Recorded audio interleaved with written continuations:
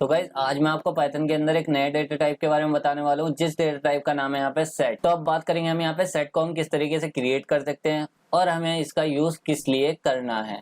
तो चलिए मैं आपको बताता हूँ सेट को आप किस तरीके से क्रिएट कर सकते हो। तो सेट को क्रिएट करने के लिए यहाँ पे दो मेथड होते हैं आपको। एक तो आप सेट को क्रिएट कर सकते हो कर्ली ब्रेसेस से, और दूसरा मेथड जो है उसके अंदर हम सेट को कुछ इस तरीके से क्रिएट करते हैं। हम यहाँ पे लिखते हैं सेट, सेट के अंदर हम क्या कर देते हैं, एक लिस्ट को पास कर देते हैं। तो ये दो तरीके होते हैं सेट को क्रिएट करने के लिए। तो चलिए जल्दी से मैं आपको सेट को क्रिएट करके दिखाता हूँ, लेकिन उससे पहले मैं आप लोगों को बता देता हूँ कि हम सेट का किस लिए यूज करते हैं। तो चलिए मैं आपको बताता हूँ। गाइस अगर मैंने यहाँ पे एक लिस्ट क्रिएट करी और उस लिस्ट के अंदर मैंने क्या करा, यहाँ पे कुछ नंबर पास करे, और अब मैं आपसे बोलूं कि इस लिस्ट के अंदर से जितने भी डुप्लीकेट्स एलिमेंट्स हैं वो सारे मुझे यहाँ से हटाने हैं। मुझे वो एलिमेंट्स नहीं चाहिए। मुझे क्या करना है, अपनी लिस्ट के अंदर यूनिक एलिमेंट रखना है। तो क्या ये पॉसिबल है? गाइस पॉसिबल तो है, लेकिन फिर इसके लिए मुझे सारी लिस्ट को चेक करना पड़ेगा। चेक करने के बाद फिर मैं उसमें से वो एलिमेंट को निकालूंगा। निकालने के बाद फिर मैं एक नई लिस्ट क्रिएट करूंगा। लेकिन अगर मैं क्या करता हूँ, इसी लिस्ट को मैं कन्वर्ट कर देता हूँ किसके अंदर, सेट के अंदर। तो मैंने यहाँ पे लिखा प्रिंट, प्रिंट के अंदर मैंने यहाँ पे सेट लिखा। सेट लिखने के बाद मैंने यहाँ पे ब्रैकेट लगा दी। ब्रैकेट लगाने के बाद मैं क्या कर देता हूँ, अपनी लिस्ट को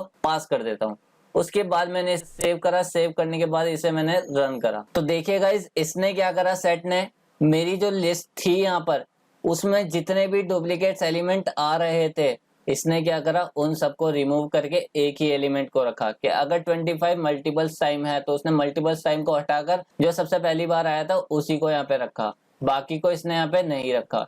इसी तरीके से हमने क्या करा था, 85 को डुप्लीकेट करा था, तो 85 को भी इसने क्या कर दिया, एक ही बार कर दिया। तो गाइज इतना तो आपको पता लग ही गया होगा कि सेट और डेटा टाइप से कितना अलग है। आप लिस्ट के अंदर डुप्लीकेट एलिमेंट लिख सकते हो, डिक्शनरी के अंदर डुप्लीकेट एलिमेंट लिख सकते हो, लेकिन सेट के अंदर ऐसा नहीं है। सेट के अंदर यूनिक एलिमेंट आते हैं। और दूसरी बात, सेट भी आपका जैसे टपल आपका इम्यूटेबल होता था, सेट भी आपका इसी तरीके से इम्यूटेबल होता है कि सेट के अंदर के एलिमेंट को आप यहाँ पे चेंज नहीं कर सकते। गाइस अब मैं आपको पहले मेथड से सेट क्रिएट करके दिखाता हूँ। तो मैं यहाँ पे अपने सेट का नाम रख लेता हूँ। सेट है, आप कुछ भी रख सकते हो। मैंने यहाँ पे सेट है रख दिया। देन उसके बाद आप यहाँ पे लगाओगे कर्ली ब्रेसेस। कर्ली ब्रेसेस के अंदर आप यहाँ पे यूनिक वैल्यू डाल सकते हो, कुछ भी। उसके बाद अब मैं इसका आपको टाइप प्रिंट करके दिखाता हूँ कि इसका टाइप क्या आ रहा है। तो मैंने यहाँ पे टाइप के अंदर सेट को डाल दिया अपने। मैंने डाला सेट ए। उसके बाद मैंने इसे सेव करा। सेव करने के बाद मैंने इसे यहाँ पे रन करा। तो देखिए इसका टाइप क्या प्रिंट हो रहा है, क्लास सेट, क्योंकि ये अब क्या बन चुका है, एक सेट बन चुका है। ये तो था पहला मेथड और ये था दूसरा मेथड जो कि हमने लिस्ट के थ्रू क्रिएट करा था। अब इसी तरीके से अगर मैं इस वाले सेट के अंदर भी कुछ डुप्लीकेट एलिमेंट डाल देता हूँ, मैंने यहाँ पे डाला 3, फिर उसके बाद मैं यहाँ पे 2 भी डाल देता हूँ, उसके बाद मैं यहाँ पे 4 भी डाल देता हूँ, और इसके बाद मैं इसे सेव करता हूँ। सेव करने के बाद अगेन मैं इसे रन करता हूँ। सॉरी गाइज, मैंने इसे प्रिंट नहीं करा, तो मैं यहाँ पे इसे प्रिंट कर लेता हूँ। प्रिंट करने के लिए मैंने लगाया यहाँ पे प्रिंट। प्रिंट के अंदर मैंने अपना सेट डाल दिया। सेट है, उसके बाद मैंने इसे सेव करा। सेव करने के बाद मैंने इसे यहाँ पे रन करा। तो रन करने के बाद आप लोग देख सकते हो मेरा यहाँ पे जो सेट प्रिंट हुआ है उसके अंदर सारी यूनिक वैल्यू है, कोई भी डुप्लीकेट वैल्यू नहीं है, जबकि हमने इसके अंदर क्या दिया था, डुप्लीकेट वैल्यू दी थी। तो गाइस सबसे पहली बात यही होती है, सेट के अंदर कोई भी डुप्लीकेट वैल्यू नहीं आती। सेट के अंदर हर वैल्यू क्या होती है, यूनिक होती है। दूसरी बात ये है कि सेट इम्यूटेबल होता है, टपल की तरह, कि उसके अंदर कोई भी एलिमेंट आप चेंज नहीं कर सकते बाद में। लेकिन गाइस अगर आप चाहते हो कि आपने यहाँ पे एक सेट क्रिएट कर दिया, अब आप इसके अंदर एक और एलिमेंट ऐड करना चाहते हो, तो आप यहाँ पे लिखोगे सेट है। देन उसके बाद आप इसका एक मेथड यूज करोगे ऐड। ऐड लिखने के बाद आप इसके अंदर कोई भी एक एलिमेंट पास करते हो और उसके बाद सेव करते हो। सेव करने के बाद जैसे ही मैं इसे रन करूंगा तो मेरा जो एलिमेंट है वो इसके अंदर ऐड हो जाएगा, लेकिन वो एलिमेंट डुप्लीकेट नहीं होना चाहिए, तभी वो ऐड होगा। तो गाइस जैसे हमने यहाँ पे एलिमेंट को ऐड करा है, इसी तरीके से अगर आप चाहते हो कि आप इसके अंदर से कोई भी एक एलिमेंट को रिमूव करना, तो आप यहाँ पे रिमूव मेथड को यूज करोगे। सेट लिखने के बाद डॉट रिमूव लिखोगे। रिमूव लिखने के बाद आप यहाँ पे ब्रैकेट में उस एलिमेंट को डाल दोगे जिसको आपको रिमूव करना है। फॉर एग्जाम्पल मुझे यहाँ पे 3 को रिमूव करना है। मैंने यहाँ पे सेव करा। सेव करने के बाद फिर से रन किया। तो रन करने के बाद आप देख सकते हो अब मेरे सेट के अंदर यहाँ पे 3 नहीं आया, क्योंकि मैंने उसे क्या कर दिया, यहाँ पे रिमूव कर दिया। इसी के साथ साथ आपका एक मेथड और आता है रिमूव करने के लिए, सेट ए। देन उसके बाद आप यहाँ पे लिख सकते हो डिस्कार्ड। डिस्कार्ड मेथड क्या करता है कि अगर मैं इसके अंदर कोई ऐसा एलिमेंट डाल देता हूँ जो कि सेट के अंदर प्रेजेंट नहीं है, मैंने यहाँ पे डाला 100 और उसके बाद सेव करा। सेव करने के बाद मैंने इसे यहाँ पे रन करा। तो रन करने के बाद यहाँ पे मेरा पूरा प्रोग्राम रन हो गया बिना किसी एरर के। लेकिन अगर मैं ये 100 रिमूव वाले मेथड के अंदर डाल देता तो ये मुझे यहाँ पे क्या करता है, एक एरर जनरेट करके देता। मैं आपको दिखाता हूँ। इसे कमेंट करा, मैंने इसे सेव करा, उसके बाद मैंने इसे यहाँ पे रन करा। तो रन करने के बाद आप देख सकते हो यहाँ पे की एरर आ गया कि 100 नाम की कोई की है ही नहीं मेरे सेट के अंदर। तो यही डिफरेंस होता है रिमूव के अंदर और डिस्कार्ड के अंदर। गाइज अब मैं आपको सेट के थ्रू कुछ मैथमेटिकल ऑपरेशन परफॉर्म करा के दिखाता हूँ, तो उसके लिए मैं इस सारे कोड को कमेंट कर देता हूँ और उन मैथमेटिकल ऑपरेशंस के लिए 2 नए सेट्स क्रिएट करता हूँ।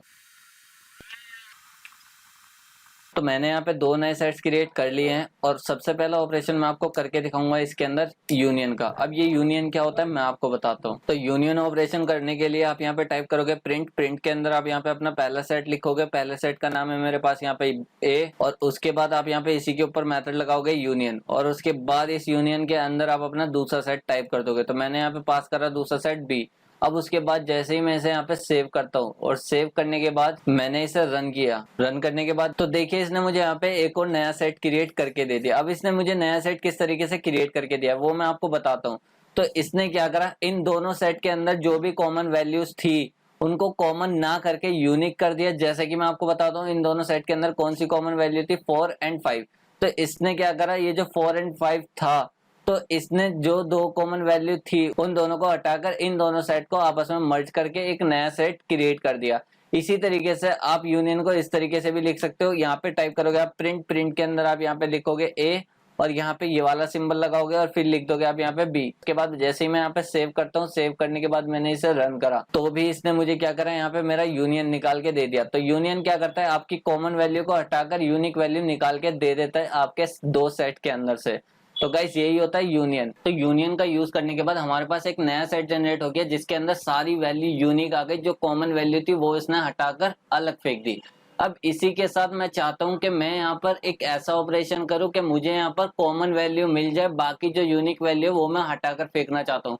तो इसी तरीके के ऑपरेशन को हम यहाँ पे बोलते हैं इंटरसेक्शन। तो चलिए जल्दी से मैं इसे आपको परफॉर्म करके दिखाता हूँ। तो इंटरसेक्शन को परफॉर्म करने के लिए हम यहाँ पे लिखेंगे प्रिंट, प्रिंट के अंदर हम अपना यहाँ पे पहला सेट लिखेंगे ए, और उसके बाद हम इसी के आगे एक और मेथड लगाएंगे इंटरसेक्शन। इंटरसेक्शन की स्पेलिंग देख लेना गाइस। देन उसके बाद आपने यहाँ पे ब्रैकेट लगाना है। ब्रैकेट लगाने के बाद आपको इसके अंदर अपना सेकंड सेट एंटर कर देना है। उसके बाद आप यहाँ पे सेव करोगे। सेव करने के बाद आप इसे रन करोगे। रन करने से पहले मैं इसे यहाँ पे कमेंट कर देता हूँ और उसे दोबारा सेव करता हूँ और इसे अगेन रन करता हूँ। तो रन करने के बाद आप लोग देख सकते हो यहाँ पे इसने मुझे एक और सेट रिटर्न करके दिया है और इस सेट के अंदर यहाँ पे मुझे 4 और 5 दिया है। अब इसने मुझे 4 और 5 क्यों दिया है वो मैं आपको बताता हूँ। तो यहाँ पे हमने 2 सेट क्रिएट करे थे जिसके अंदर हमने यहाँ पे वैल्यू डाली थी। सेट ए के अंदर हमने डाला था 1 2 3 4 5 और सेट बी के अंदर हमने डाला था 4 5 6 7 8। लेकिन दोनों सेट के अंदर कॉमन वैल्यू क्या है, 4 और 5। इंटरसेक्शन का मतलब क्या होता है कि दोनों सेट के अंदर जो भी कॉमन वैल्यू होगी उसका आपको एक नया सेट क्रिएट करके दे देगा। तो यही होता है गाइस इंटरसेक्शन का मतलब।